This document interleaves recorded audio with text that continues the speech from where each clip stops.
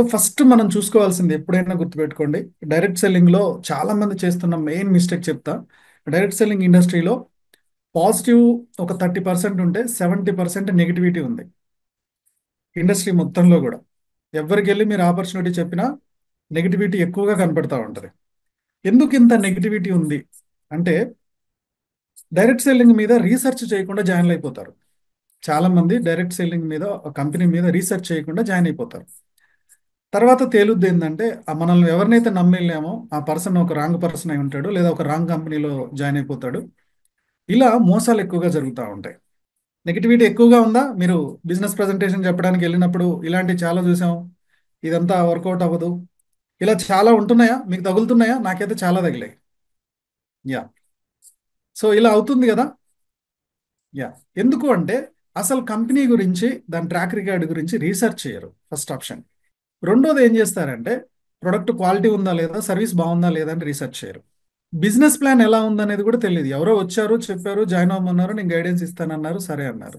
Legal complaints గురించి, reputation గురించి enquiry చేయరు. దీనివల్ల డైరెక్ట్ సెల్లింగ్‌లో కొన్ని రోజులు చేస్తారు. నేను ఒక ఫ్రాడ్ కంపెనీలో ఇరుక్కున్నాను, అలా స్ట్రక్ అయిపోయానని చెప్పేసి డ్రాప్ అయిపోతా ఉంటారు. డైరెక్ట్ సెల్లింగ్ సంబంధించి చాలా మంది లీడర్స్కి నేను ట్రైనింగ్ ఇస్తున్నాను. ఈ లీడర్స్ అందరికి కూడా ఏ కంపెనీలో జాయిన్ అవుతారో ఆ కంపెనీ ప్రొఫైల్, ప్రొడక్ట్ ప్లాన్ వీటి గురించి మాత్రమే ఆ కంపెనీ ట్రైనింగ్ ఇస్తుంది. కానీ ఈ బిజినెస్ కోసం మన కాంటాక్ట్ లిస్ట్ అయిపోతే డిజిటల్గా సోషల్ మీడియా నుంచి కాంటాక్ట్స్ ఎలా తెచ్చుకోవాలి, ఆ వచ్చిన లీడర్కి ట్రైనింగ్ ఎలా ఇచ్చాలి, వాళ్ళ మైండ్ సెట్ ఎలా ఉండాలి, రిక్రూట్మెంట్ టిప్స్ ఎలా నేర్పించాలి, అబ్జెక్షన్ హ్యాండ్లింగ్ ఎలా చేయాలనేది ఏ కంపెనీ కూడా నేర్పించట్లా. టీంని ఎలా నిలబెట్టుకోవాలి అనే లీడర్షిప్ టెక్నిక్స్ నేర్పించట్లే. ఇవన్నీ గమనించి నేను ఒక వీడియో కోర్స్ తోటి మీ ముందుకు వచ్చాను. Direct selling success blue print. Digital tools నుంచి అబ్జెక్షన్ హ్యాండ్లింగ్ దాకా ప్రతిదీ కూడా A to Z 60 వీడియోస్ తోటి కోర్స్ తీసుకొచ్చాను. ఈ కోర్సు కేవలం ఫస్ట్ సబ్స్క్రిప్షన్ తీసుకునే 100 మందికి మాత్రమే 90% ఆఫ్తో ఇస్తున్నాను. ఆ తర్వాత దీని రేట్ పెరగబోతుంది.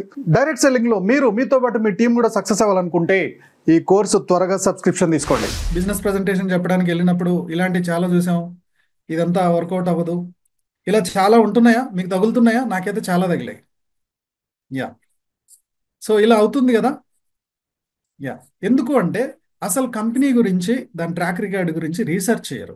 సో, దీనికి ఏం చేయాలి? ఫస్ట్ మనం రీసెర్చ్ ద కంపెనీ ట్రాక్. అసలు ఏదన్నా డైరెక్ట్ సెల్లింగ్ కంపెనీలో జాయిన్ అవుతున్నా, లేదా జాయిన్ అయినా ఈ రికార్డ్స్ చెక్ చేసుకోండి. First of all legal registration చూసుకుందాం. కంపెనీ రిజిస్టర్ అయిందా లేదా చూడాలి. వాళ్ళు ఏదో చెప్తారు. Ministry of corporate affairs MCA అని ఉంటుంది. ఆ వెబ్సైట్ www.mca.gov.in అని ఉంటుంది. ఆ వెబ్సైట్లోకి వెళ్ళి ఇది ప్రైవేట్ లిమిటెడ్ కంపెనీ మీద రిజిస్టర్ అయి ఉందా, ఓకే, లిమిటెడ్ లయబిలిటీ పార్ట్నర్షిప్లో రిజిస్టర్ అయి ఉందా చెక్ చేసుకోవాలి.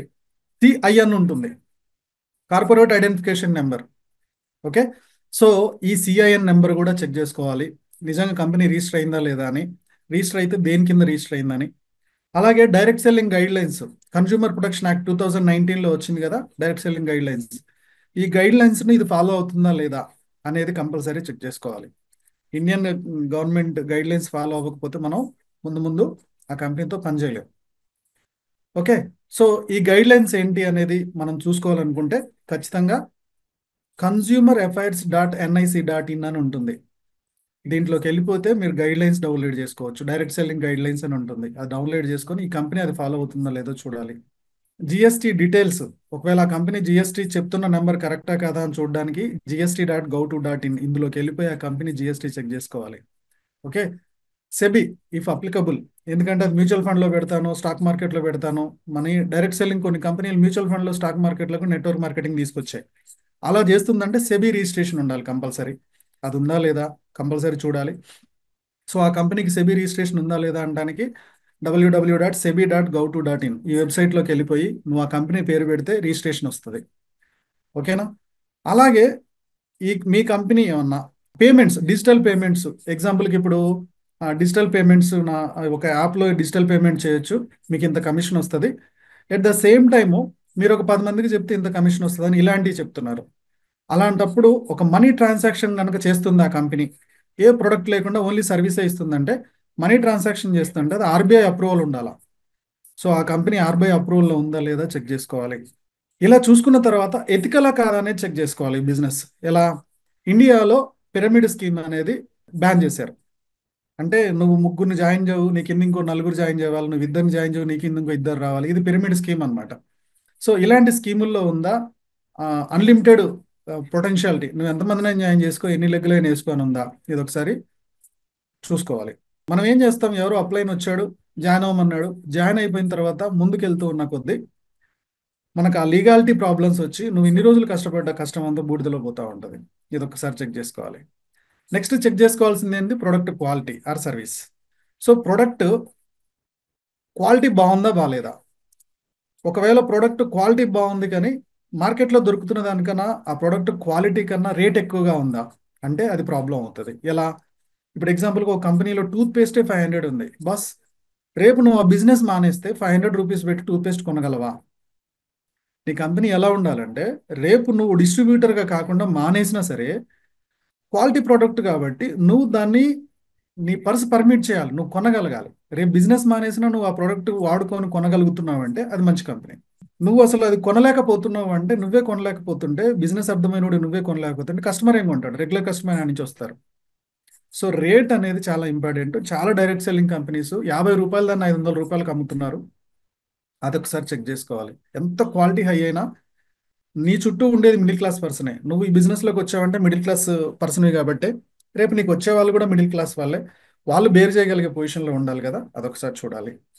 అలాగే నువ్వు న్యూట్రిషన్కి సంబంధించిన ప్రోడక్ట్స్, ఫుడ్కి సంబంధించిన ప్రోడక్ట్స్ అయితే ఎఫ్ఎస్ఎస్ఏఐ పర్మిషన్ ఉందా లేదా ఫుడ్ ప్రోడక్ట్స్ మీద, ఆ పర్మిషన్ కాపీ వాళ్ళ వెబ్సైట్లో దొరుకుతుంది, చూడాలి.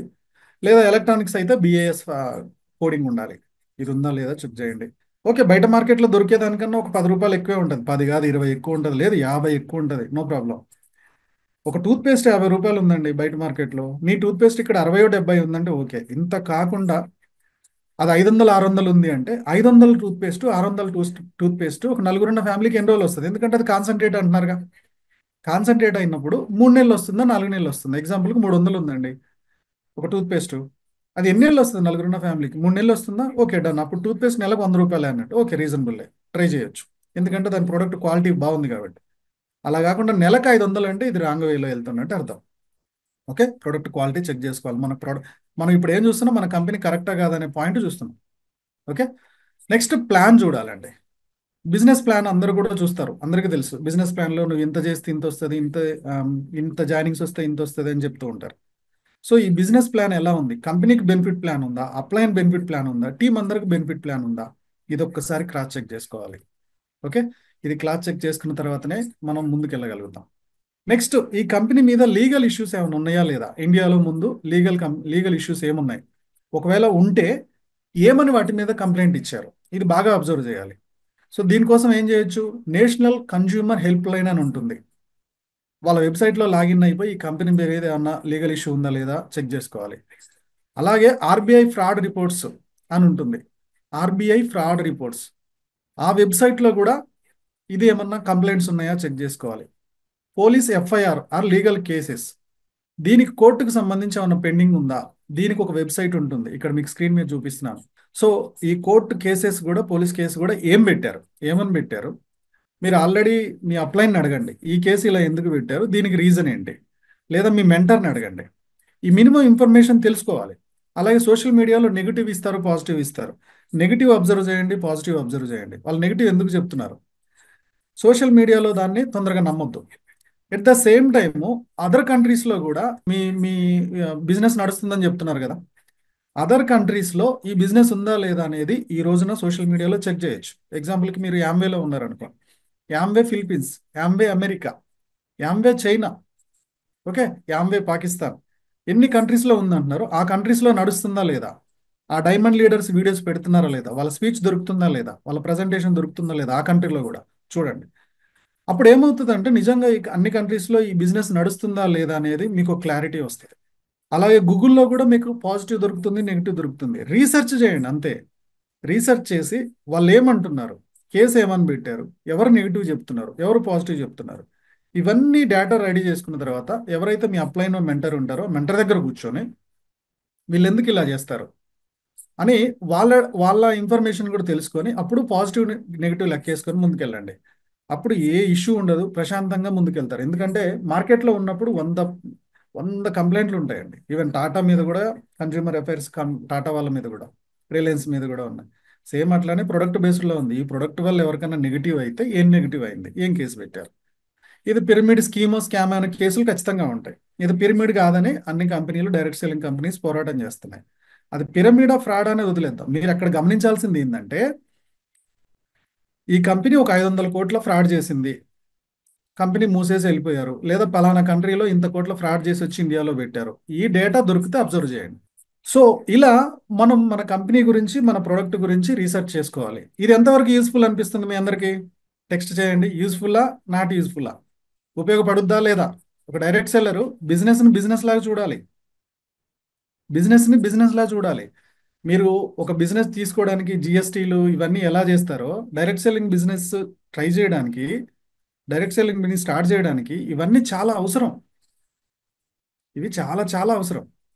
ఇది తెలుసుకోకుండా వెళ్ళిపోతే, ఆడికి వెళ్ళిపోయిన తర్వాత నువ్వేమో చాలా కష్టపడి టీంని తీసుకొస్తావు.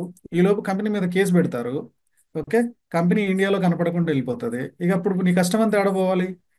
అందుకని ఫస్ట్ మనం వెళ్తున్న కంపెనీ కరెక్టా కాదా అనేది చెక్ చేసుకోవాలి.